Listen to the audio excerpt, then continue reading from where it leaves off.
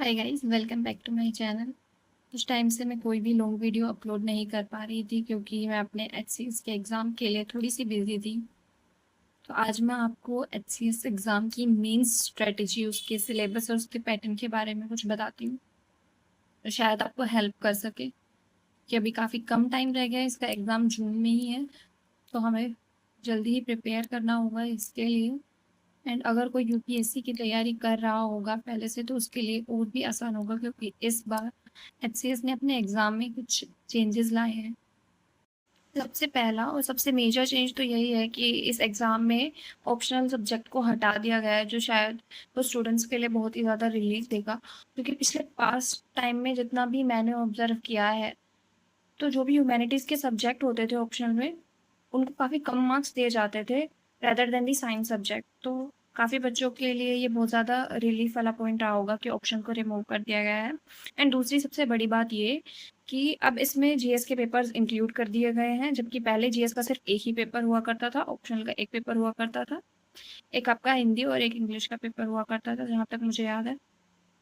हिंदी और इंग्लिश का एग्ज़ाम अभी भी इसमें है, और यूपीएससी में और एचसीएस में एक फ़र्क ये भी है कि यहाँ पर हिंदी और इंग्लिश कंपलसरी नहीं है, बल्कि यहाँ पर आपको इसके मार्क्स भी काउंट होंगे जो कि आपके मेरिट में लगेंगे।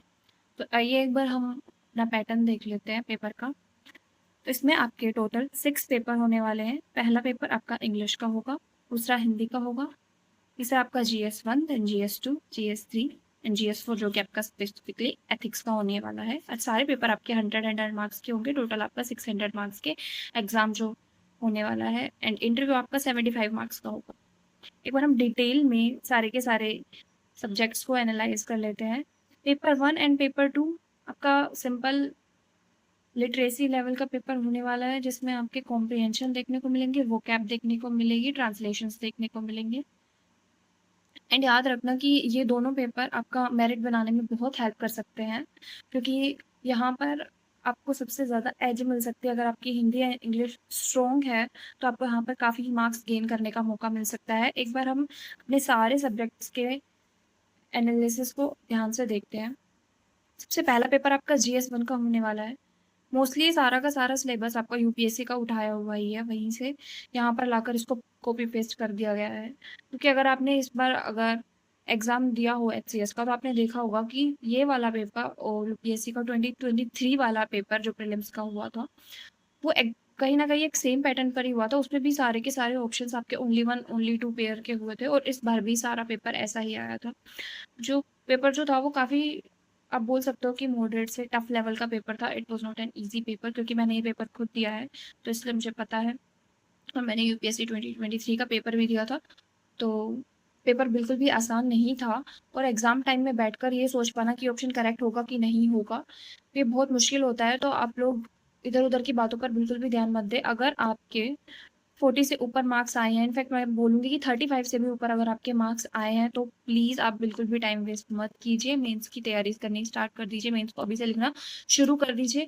और अगर आप स्पेसिफिकली यूपीएससी की प्रिपरेशन कर रहे थे, तो मैं आपको यही सजेस्ट करूँगी कि तो फिर आप अपने यूपीएससी की प्रिपरेशन की तरफ शिफ्ट हो जाइए। आपको यहाँ पर टाइम वेस्ट करने की ज़रूरत नहीं है, क्योंकि ये एक एजी चांस हो सकता है कि कट ऑफ थोड़ी हाई चली जाए, या हो सकता है कि कम चली जाए, कुछ ज़्यादा कह नहीं सकते। तो इसलिए अगर सेफ साइड पर अगर आप रहना चाहें, तो आप अपनी यूपीएससी की प्रिपरेशन को भी कंटिन्यू कर सकते हैं, क्योंकि मेंस आपका जून में ही होने वाला है। तो अभी इतना टाइम तो नहीं है कि आप अपने स्क्रैच से स्टार्टिंग करेंगे और फिर आप पढ़ेंगे। ये इतना टाइम तो आपके पास बिल्कुल भी नहीं है। अगर आपने पहले से ही मेंस की तैयारी कर रखी है और बहुत अच्छे से कर रखी है, तो इस वक्त सिर्फ आप इन सब चीज़ों को रिवाइज कर सकते हैं। बट आने वाले एग्जाम में हो सकता है कि आपको थोड़ी सी हेल्प हो जाए।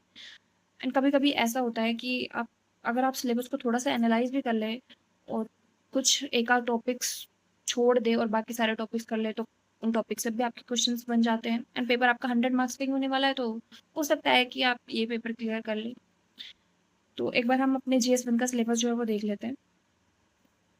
तो आपका पहला टॉपिक जो है वो इंडियन आर्ट एंड कल्चर का रहने वाला है, जिसमें आपके टेम्पल आर्किटेक्चर्स, केव आर्किटेक्चर्स, ये सब कुछ आने वाले हैं। Then your modern Indian history,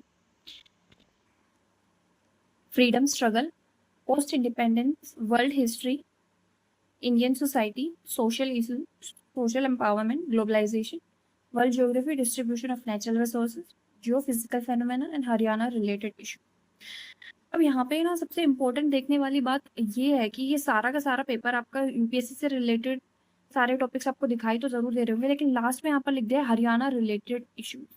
अभी हरियाणा रिलेटेड इश्यूज क्या है और इसमें क्या क्या आ सकता है, ये थोड़ा सा प्रेडिक्ट करना मुश्किल हो जाता है कि कहाँ से क्वेश्चन आ सकते हैं इसमें से और कहाँ से नहीं आ सकते हैं। बट हम थोड़ा सा आइडिया ज़रूर लगा सकते हैं कि जैसे अगर आपका Indian culture, art and culture के बारे में लिखा है, तो आप ये सोच सकते हो कि हरियाणा में आपको जो भी आपके मॉन्यूमेंट्स वगैरह देखने को मिल रहे हैं उनका आर्किटेक्चर क्या है, वो कब बनाए गए थे, बेसिकली उनका स्ट्रक्चर क्या है, इसके ऊपर आपके क्वेश्चन बन सकते हैं।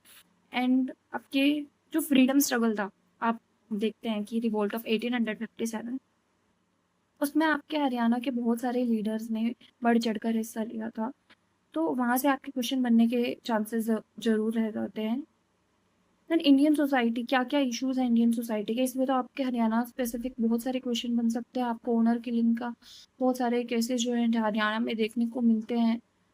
तो और भी बहुत सारे gender issues and gender parity के इश्यूज भी देखने को मिलते हैं। हरियाणा में ज़्यादा कोई आपको नेचुरल रिसोर्सेज तो देखने को नहीं मिलेंगे, ज़्यादा कुछ आपको देखने को मिलेगा तो बस शायद आपको शिवालिक की थोड़ी बहुत पहाड़ियाँ देखने को मिल जाएंगी, मोरनी हिल्स वगैरह, यमुना घग्गर प्लेन आपको देखने को मिल जाएगा। इससे ज़्यादा आपको हरियाणा में कुछ नेचुरल फेनोमेनन या फिर जियो फिजिकल फेनोमेनन में अगर आप स्पेसिफिक देखें तो ड्रोट की काफ़ी सारी कंडीशन हो जाती है कई इलाकों में, आपके वेस्टर्न हरियाणा में। तो ये सभी चीज़ें आप जो है GS1 के लिए देख सकते हैं।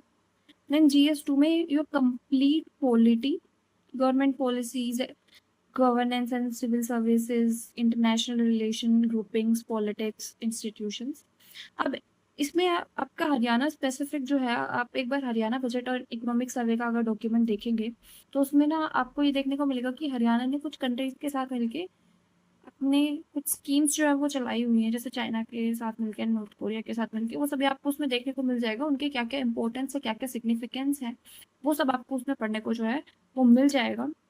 वो डॉक्यूमेंट बहुत ही ज़्यादा इंपॉर्टेंट डॉक्यूमेंट है, तो आप उसे एक बार ज़रूर ज़रूर देख कर जाना, क्योंकि इस बार प्रीलिम्स में भी उससे आपके 2 से 3 क्वेश्चन बने हुए हैं। अपना GS3 वाला सब्जेक्ट देखते हैं तो इसमें Indian economy, inclusive growth, budgeting, agriculture and irrigation, subsidies and food security, food processing, land reforms, liberalisation, investment model, science and tech, internal security and Haryana specific. Haryana specific में आपका वही, आप बजट एंड इकोनॉमिक सर्वे वाला document ज़रूर cover करना। And आपको पता है कि हरियाणा आपके एग्रीकल्चर का बैकबोन है, तो एग्रीकल्चर से रिलेटेड भी बहुत सारी स्कीम्स उसमें दी हुई हैं, तो आप उसको ज़रूर कवर करना। वहाँ से आपके 2 से 3 क्वेश्चन पक्का बनेंगे। बहुत सारे मॉडल्स भी चलाए हुए हैं, तो उससे भी आपके क्वेश्चन जो है वो इसमें बनेंगे।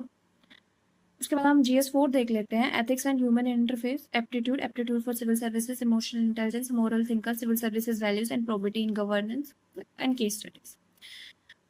This complete syllabus is of your UPSC. अगर आपने यूपीएससी के लिए प्रिपेयर किया हुआ है पहले से, then well and good. And अगर नहीं किया है तो आप कुछ स्पेसिफिक कीवर्ड जो अपनी नोटबुक में ज़रूर लिख लेना इससे रिलेटेड, पहले उनको पढ़ना, क्योंकि आप उन डेफिनेशंस को लर्न कर लोगे तो आपको सारे के सारे चैप्टर्स इजीली समझ में आ जाएंगे। एंड बिलीव मी, ये वाला जो आपका सब्जेक्ट है ये बाकी सारे सब्जेक्ट से बिल्कुल ईजी रहने वाला है, क्योंकि आप इसे अपनी रियल लाइफ से लिंक करके देख सकते हैं। जैसे हम GS1 में सोसाइटी पढ़ते हैं, हम एनवायरनमेंट को पढ़ते हैं GS3 में, तो हमारे लिए इन सब्जेक्ट को करना आसान हो जाता है, क्योंकि हम अपनी रियल लाइफ से इनको रिलेट कर सकते हैं। एंड देन आपका एक इंटरव्यू होने वाला है 75 मार्क्स का।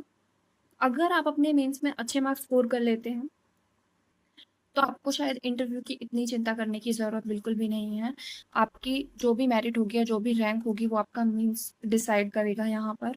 एंड मैं यहाँ पर आपको यही बोलना चाहूँगी कि आप हिंदी और इंग्लिश को बिल्कुल भी लाइटली ना लें, क्योंकि वो भी आपकी रैंक बनाने में बहुत ज़्यादा हेल्प करेंगे। Your Hindi, English and your GS4 are your top subjects which will help you in securing higher rank. And अगर आपको इसकी प्रिपरेशन में कोई भी हेल्प चाहिए, या किसी भी सब्जेक्ट या किसी भी टॉपिक से रिलेटेड कोई डिटेल वीडियो चाहिए, या उससे रिलेटेड कोई स्पेसिफिक डॉक्यूमेंट चाहिए, या मेरे पर्सनल नोट, या मैंने कैसे तैयारी करी है और मैं अब कैसे अपनी प्रिपरेशन कर रही हूँ आगे मेंस के लिए, तो आप मेरे चैनल को सब्सक्राइब कर सकते हैं। एंड मेरे डिस्क्रिप्शन में मेरे टेलीग्राम का लिंक भी है। आपको कोई भी डॉक्यूमेंट की ज़रूरत है एंड अगर आपको किसी भी हेल्प की ज़रूरत है तो प्लीज़ आप मुझे वहाँ पर जाकर मैसेज कर सकते हैं। Thank you so much. Please like, share and subscribe.